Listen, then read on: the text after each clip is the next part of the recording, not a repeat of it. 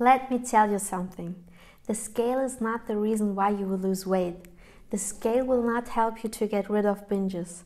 The scale will not reduce your body fat. The only thing the scale does is telling you how much you weigh at a specific time. There is one group of people that especially might benefit from ditching the scale. I'll talk about people who have less stability in their character attributes according to the Big 5 test. If you never heard of this test, I recommend doing it.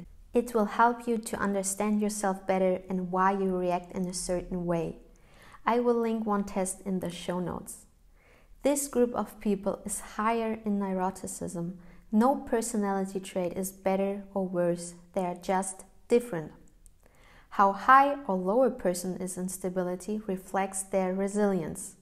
Some people can weigh themselves regularly and aren't irritated of the number on the scale that much. These people are usually more rational and have more resilience. For this group of people, regular weighing is a part of their health routine to stay on track with their healthy diet. However, this must not be true for everybody.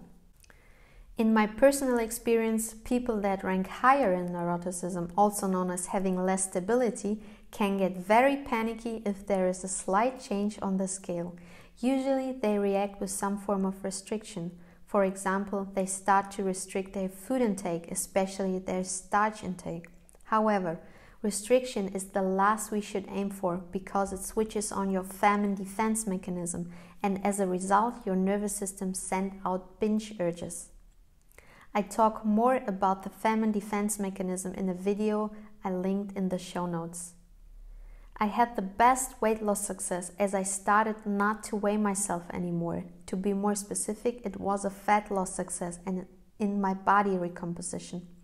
We want to lose fat and not the weight per se.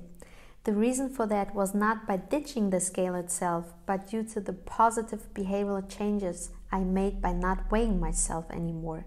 I started to trust my hunger signals fully and ate as much as I wanted from healthy whole plant foods to feel full, especially whole food starches like potatoes, rice and beans.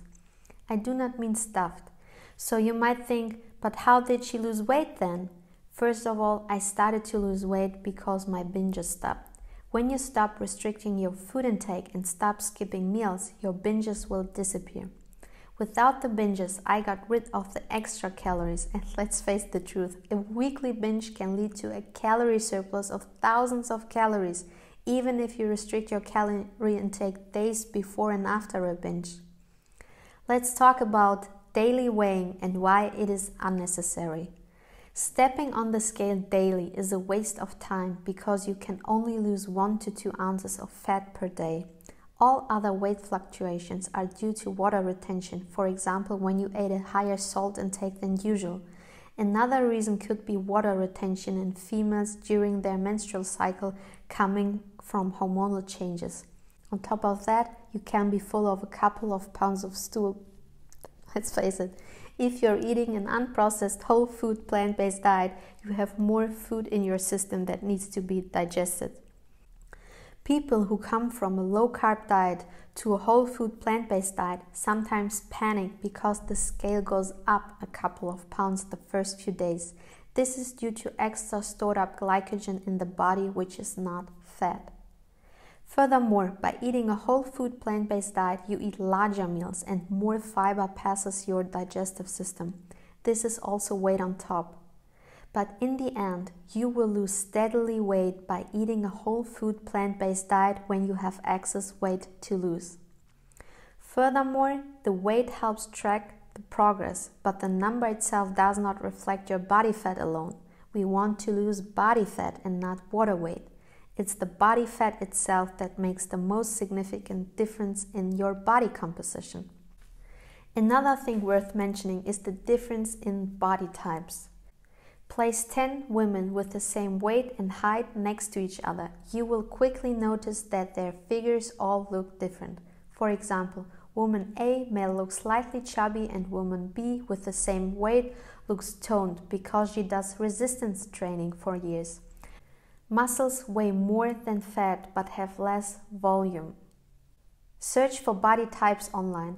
You will find different ones. The standard approach is the classification in ectomorph, mesomorph, and endomorph, but I found this classification too simplified in my personal opinion. For example, the Kibi body type is a more specific approach, although it's not scientific. It explains 13 different body types in women and shows where each of those types have their preferred fat storages on the body. This system shouldn't be taken as a science, and you shouldn't overly stress if you can't figure out your own type, but it can help by giving you a better sense and a tendency of your own body type. You aren't able to reach every body type you desire by just losing weight. Some women are naturally more curvy than others or naturally more slim than others. By following a whole food plant-based diet, you can change your body fat percentage, but not your body type in general. It doesn't matter if you're in your 20s or 60s. To a certain degree, you can change your weight and how much fat you have on your body by diet alone, but not the shape of your body itself. I made peace that some clothes do not suit my body type, because many still do. When I started resistance training, my body composition slightly but steadily changed over time. It's a slow process but easy to follow. On top of that, women have a higher chance of getting osteoporosis, and resistance training helps prevent this. Women have a higher risk of developing osteoporosis than men because the hormone changes that happen at menopause directly affect bone density. The female hormone estrogen is essential for healthy bones. After menopause, estrogen levels fall. This can lead to a decrease in bone density.